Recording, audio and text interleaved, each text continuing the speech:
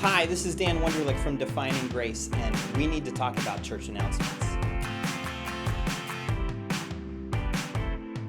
Is there a bigger double-edged sword in the world of church communication than church announcements? I mean, on the one hand, they're vitally important. Theologically speaking, they tell the story of how our ministries are living out their life of faith. And practically speaking, people need to know when and where and how to do that living out. But on the other hand, can't church announcements just be awful sometimes? Look, announcements are always going to be a challenge, but they don't have to be as bad as they are. Here are some thoughts on better church announcements. Thought number one is to use all of your channels. People like Tom Rainer, the CEO of Lifeway, and Carey Nieuwhof, the pastor, blogger, leadership podcaster, talk repeatedly about how the frequency of church attendance is going down. Where before you might expect close to perfect attendance, today people who consider themselves active members of churches may only be attending twice a month. And so if you're only counting on the voice from the front of the sanctuary at the beginning of the service and your bulletin to distribute the announcements, you're going to be missing a lot of people a lot of the time. That means we need to find ways to reach people in between services where they are in their regular life outside of the sanctuary. So maybe you use your church website. You probably already have an announcement section and maybe even a calendar. Consider putting a PDF of your bulletin or your newsletter on your church website. But church websites also don't get a lot of traffic either, because where are people hanging out when they're online? They're on social networks. So make sure your church has a Facebook page. Find out what other social networks your people use. Maybe they use Twitter or Instagram, and these are great places to share visuals and announcements, right? The hot thing right now in online marketing is email lists. If you can get permission to be in someone's inbox on a regular basis, you have a much higher percentage of them actually reading and digesting your content. Don't be that church that just drops everybody's email address in the to column or even the BCC column. Use a professional service like MailChimp, which allows you to email up to 2,000 email addresses for free. And that's going to cover a lot of churches out there. Thought number two, make sure those channels are of value outside of just your announcements. No one likes that friend that's always asking for favors and never does anything in return. And a lot of times, our church communication channels and especially our announcements can sound like that. Show up here, do this, write a check. It's always asking for you to do stuff for us. So how can we use our channels to give back? Use your Facebook page, your Twitter feed, your Instagram, whatever. Use it to share things like quotes or a Bible verse or a devotional or a cool image or maybe even a video like this that might spur conversation, and ask people to interact. What did you think? What questions did you have? What main insight did you get out of this? How did you see God here? If people are already in the mode of interacting with your channels and getting value out of them, when your announcements show up, they're going to be much better received.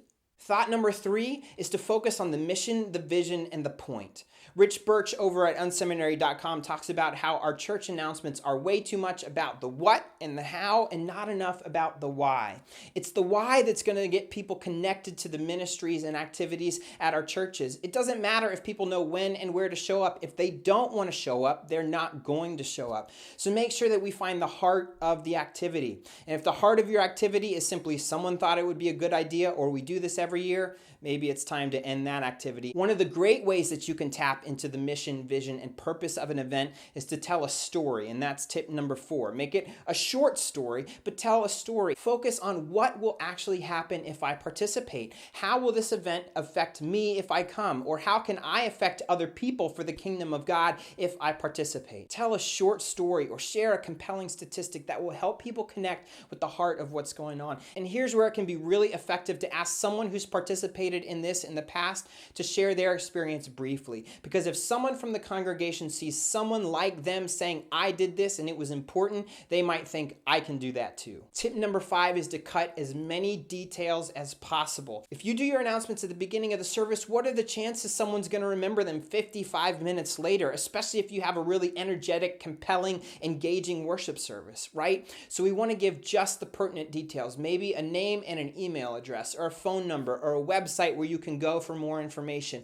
It's more important to focus on that mission, vision, purpose, and the story, and then give them where they can go for more information. Because if they actually want to be involved, they will take the extra effort to figure out how to be involved. Always have a call to action. What do you want them to do? We need to cut down on these announcements that are just, I need you to be aware, or I thought it would be good for you to know. Every announcement should have a point, and people should know how to respond or react. Who do I talk to? Who do I call? Who do I email? Where do I go? What should I write a check for, right? We need to give people what to do, or they won't know what to do with the information you're giving them. The next tip is to consider the context. Now, this is especially important if we're talking about the announcements that do get made from the stage in the worship service, even though a lot of churches are cutting back on those kinds of announcements. Pay attention to what's going on and what's going on around you. If your announcements are at the beginning of the service, are people seated? Are they quiet? Are they paying attention? If not, what can you do to make that happen? Conversely, if you do your announcements at the end of the service, take a look at your watch. Did the service run long? Are people itching to go? If so, you need to take that into consideration and maybe condense a little bit.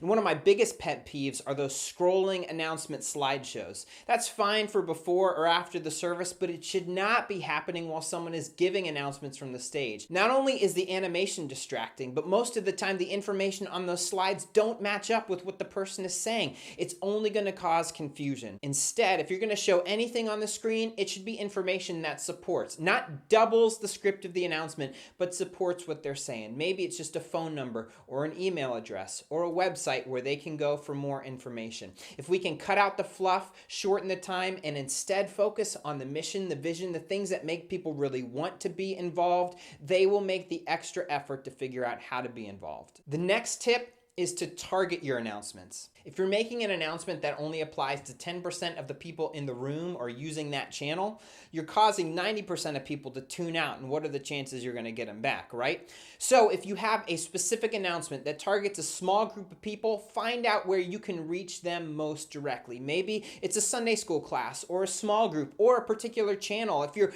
trying to tell about a senior citizen activity coming up, probably Twitter is not the best place to talk about it. The last tip is to just be intentional about announcements. Come up with a strategy, write some policies, have some announcement worksheets or a sample script. If we put the time and effort in on the beginning, if we really think about how it's going to be most effective, the chances are better that it's going to work. So maybe create a worksheet for someone that wants you to announce something.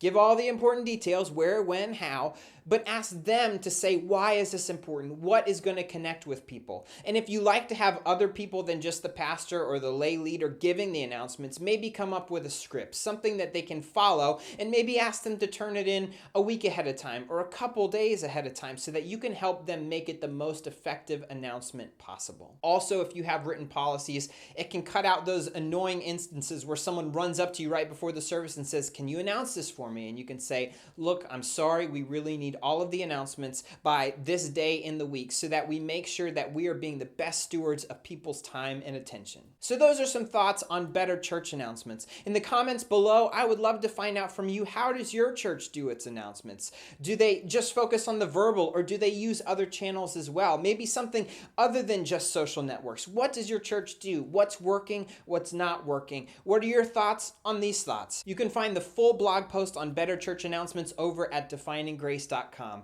I'm Dan Wunderlich. Thank you so much for watching.